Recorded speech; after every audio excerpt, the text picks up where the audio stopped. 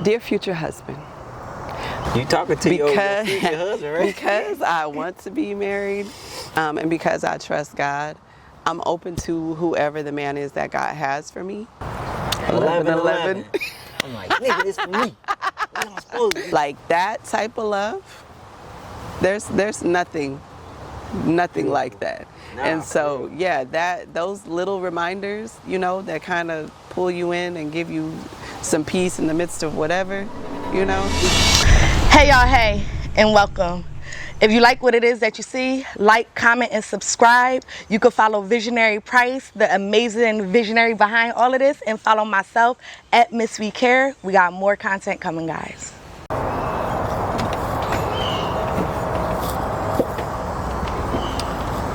On sight.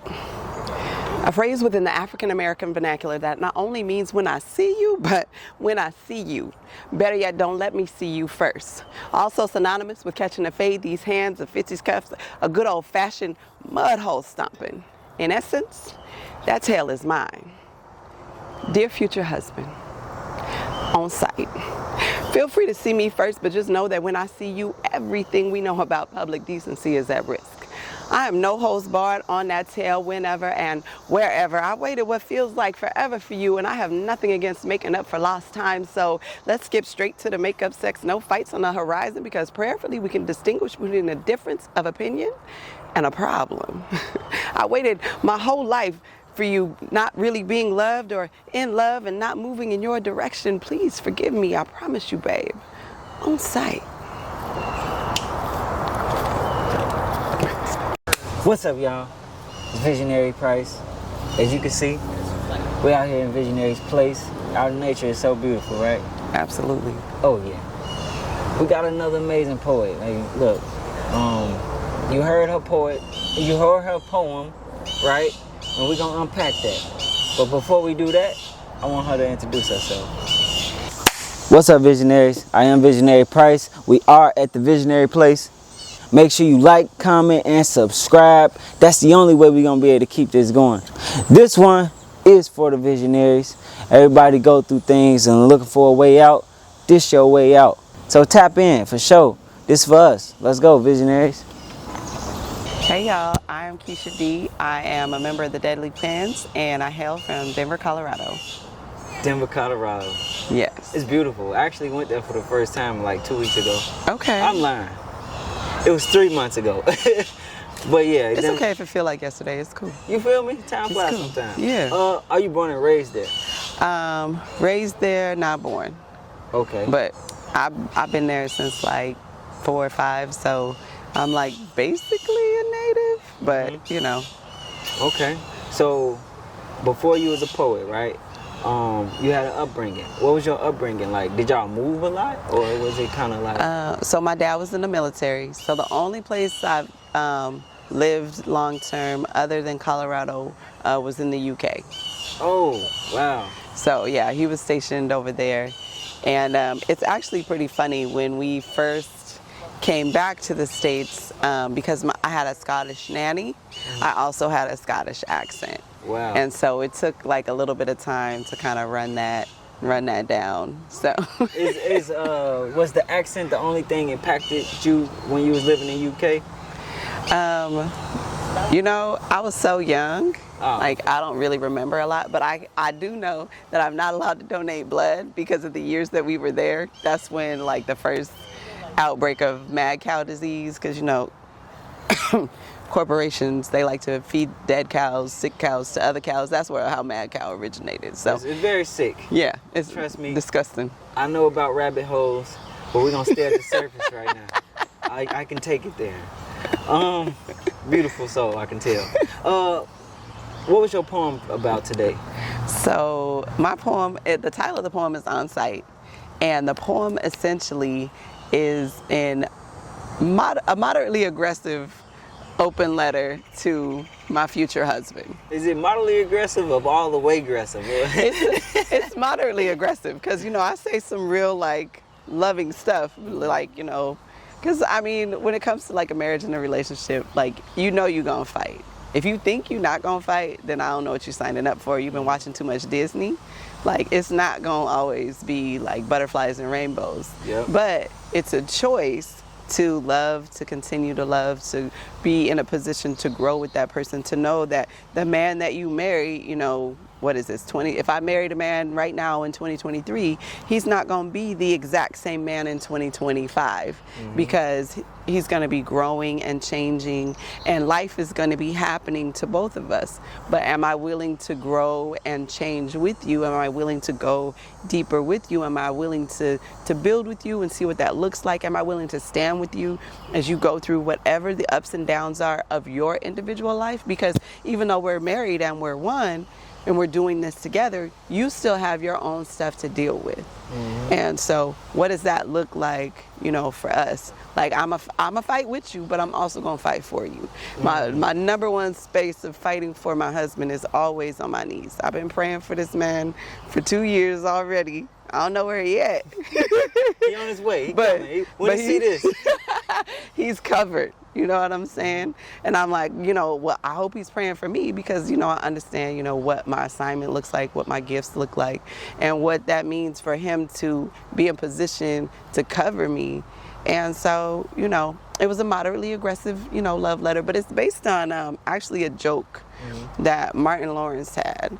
I don't remember which one of his stand-ups. Right. This nigga's hilarious. I don't remember which one of his stand-ups, but he has he's talking about like marriage and getting married, and he was like, marriage is like boxing.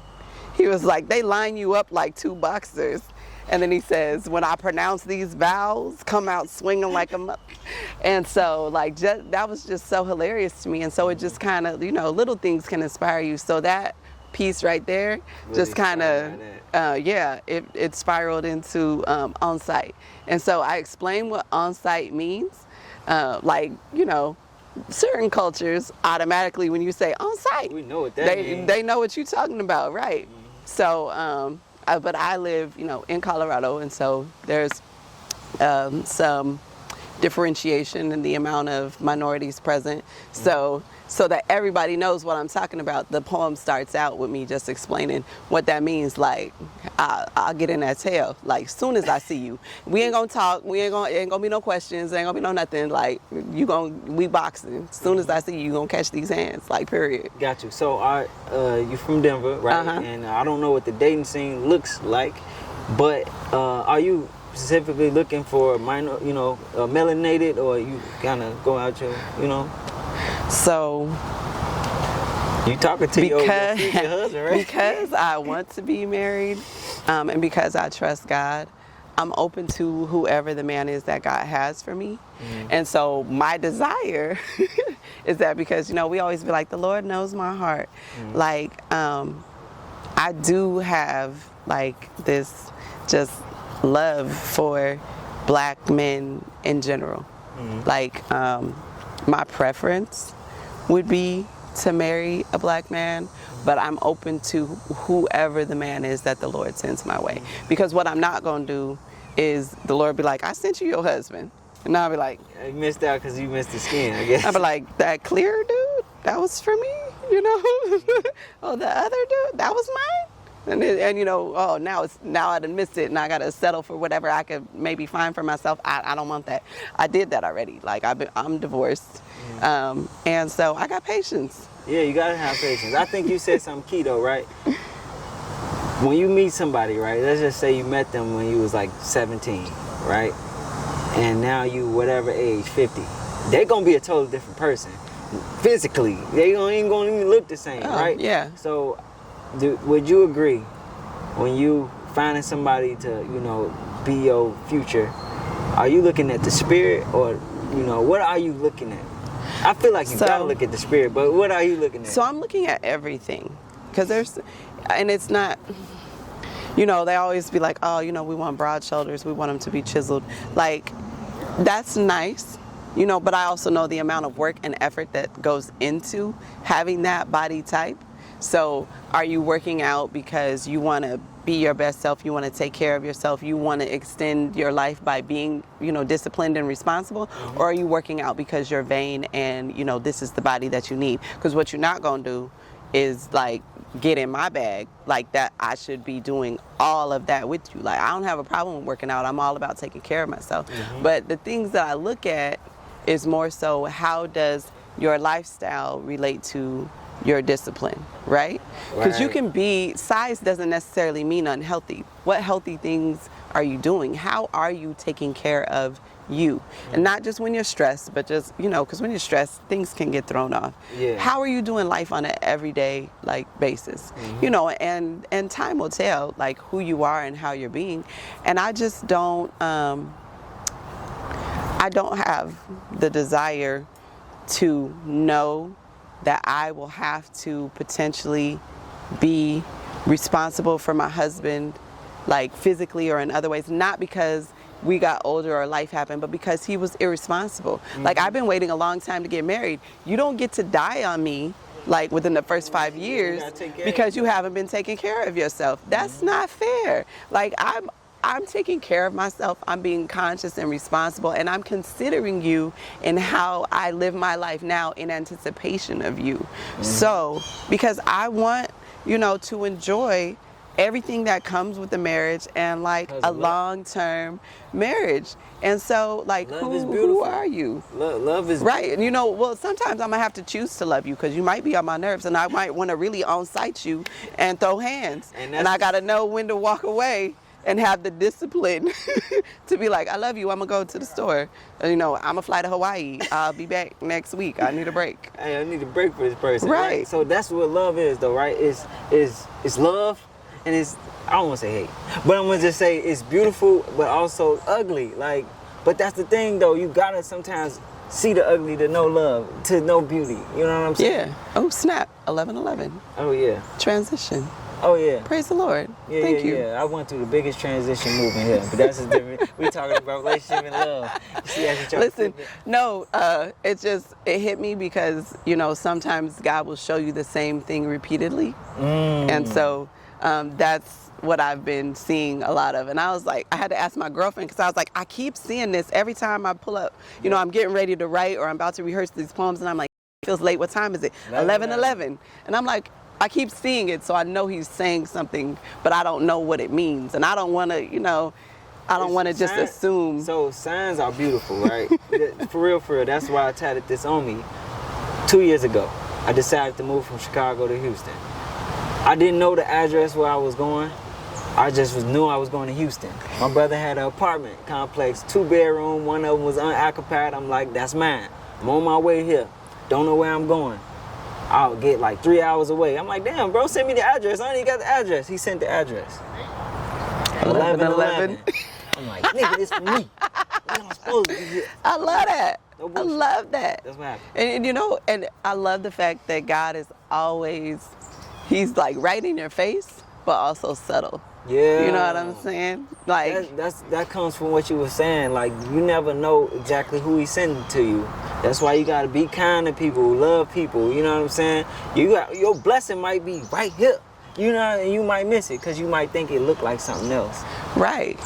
I think that's one of the biggest things about life is letting go of our preconceived notions, our personal, like, it has to be this way, that way, this way, that way, all these little things, and really putting yourself in position to like hear and be heard. Like, I went through, like, over the last couple of years, like a really huge transition in how I listen, even to other people. Real quick, I'm gonna chop. No, you're good. We're gonna keep this. I just want to see where we at. We at 11 minutes. You've been at the transition of learning to listen. Yeah. Please talk about that. So, you know, they always put this quote out there about how, you know, you're supposed to listen to understand, but most people listen to respond. But I think it has to be a combination of both, because most people aren't talking just to hear themselves talk, but sometimes what they need is for you to just listen. So one of the other poets that you'll be interviewing, I'm certain, it's one of my best friends, Askari, goes by Yogi John. So Yogi, in himself as a man and as my friend, he's a very patient listener. Like, that's my meltdown man, like, not that sounds bad, but listen, if I'm having a meltdown I get what you're saying. and I need somebody, one, that can listen, and two, that can like offer me, if I need in that moment, like options, thoughts, ideas, or even just hold the space like, hey, you know what, Keish, it's perfectly okay for you to cry, right? Because I've had a lot of relationships in spaces where, you know, and this is like where like Black women started blowing up like over the last, I don't know, 5-10 years. Like, what's all this like strong Black women? Like, no, we can't. It's a negative trope, honestly, that just needs to be buried and dead. Because strong Black woman, that trope just says, carry it all, bitch. Excuse my mouth. Man. You know what I'm saying? Right. It's all these things that have nothing to do with what the strength of a woman really is. It really just buries you in a bunch of trauma and says, shut the hell up. You don't have the right to speak. You don't. Why are you even talking about it? Why are you complaining? You strong. You got this. You know what I'm saying? And so, like, he'll let me cry, and he'll ask, like, do you want me to give you my thoughts? Would you like the solution that I have, or do you want me to just listen? And even just like that, like hearing that in friendship from him over like the last couple years, it really has transitioned like some of my mindset in how I listen. You know, even with listening to him, because we don't necessarily agree on everything or believe the same things, Nobody's gonna right? agree on everything. And so he had a poem that he was like, he started spitting to me the other day, but it has a real controversial line in it. You know what I'm saying? And I was like, okay, I can be offended or I can try to understand what he's saying. And I was like, what I'm gonna do, because it's Yogi and I know how he is, because this man is intelligent. He will spin I'm like, could you just stop like knocking on the doors of my brain and making me like, I don't feel like thinking right now. I'm gonna go to sleep. Nah, I ain't gonna lie, that's dope. That's the type of person I am, right? So I had a beautiful female in my life. She sat me down. She was going through a hard time. I was the type of person that I could listen, but I also listen and respond. Sometimes. I stopped that now. She was like, this is a better thing you can do, right? Give somebody an option. Be like, do you need me to listen, or do you want my advice, or you need me to listen? So exactly what you said, that's exactly what somebody taught me. And now I'm way more patient, and I understand if you sit and wait and listen to people, your intuition will tell you what to say. You don't gotta think about it, and it will flow naturally. Right. Sometimes niggas just need a hug. You feel me? It sounds like you need a hug. Facts. Right. You just gotta, because the thing about like words and tears is as you release them, you know, you're not holding on to those things anymore. So the power that they might have had over you, they no longer have. And so you're free in that space, in that moment. You've released all of that. And sometimes you just need a safe space to let it go. Sometimes I write it out. Sometimes I call a friend. And, you know, I've learned, and above all, I always will go back and talk to God about it. Like, bro, like I be in my little prayer closet like David, like, take them out. Like, burn everything down, Lord. Like, it's enough. But at the end of the day, you know, I always want him to have his way in my life. Like, so. Yeah. That's knowing, you know, it's kind of like nature to me. Like knowing what was before we were, you know what I'm saying? You can always relate back to that and just see what life is to me. That's why I like Visionaries Place so much. Listening to the birds, you know what I'm saying? Just natural. I love natural nature. It's just beautiful. Yeah. But yeah, I ain't had nowhere. I wasn't going nowhere with that specifically. No, you're okay. But it's the thing about nature is it's not just calming, but when you're sitting in the midst of God's creation and you see like the diversity and the variety, even just in the plants that are here and all of the creatures just in this one space, you know, it reminds you, one, how small you are in the world, which is always important for that perspective. Two, the fact that you are such a minute portion of the entire universe that God created, and he still knows you by name. And he knows the number of hairs on your head. Like that type of love, there's nothing Nothing like that. Nah, And so, for real. yeah, those little reminders, you know, that kind of pull you in and give you some peace in the midst of whatever, you know. You could be going through a shit show. You remember that? You was like, all right, I'm good. Yeah. Faith of a mustard seed. Shout out to Earl the Poet. You feel me? All right, so I am gonna wrap this up. Okay. I appreciate you so much. Thank I feel you like for I did having get me. To know you. We didn't even go halfway. I already know. We talked about love. We talked about connection, relationships, spirits, you know, nature. We got a lot more to talk about. You need to come back. Hey, I'm supposed to be in Houston in November. November. So, yeah. It's gonna be a little colder. It don't get that cold out here. I heard, yeah. Oh, I you heard from it still Denver. be Tough. pretty warm. I'm This I'm what probably I- going to escape a little snowstorm to come on. Come on down here and be about this life. For sure. All right, y'all. It's Visionary Price. We're at the Visionary's Place. We got to talk to this beautiful lady today. Beautiful poet, whatever you want to call yourself, right? I'm sorry. You good. But yeah. I hope y'all like that video. I need y'all to like, comment, and subscribe. And I need you to tell them to do the same thing. Yes, please like, comment, subscribe to Visionary's Place. Make sure that you are following this man and catching all of the content that he drops. And in the midst of that, go ahead, find me too at Keisha D Poet. Like, comment on my videos, subscribe to my page. Find my website, KeishaDPoet.com. Tap in. I appreciate y'all. Let's go. That was dope. That was dope. I'm like, please.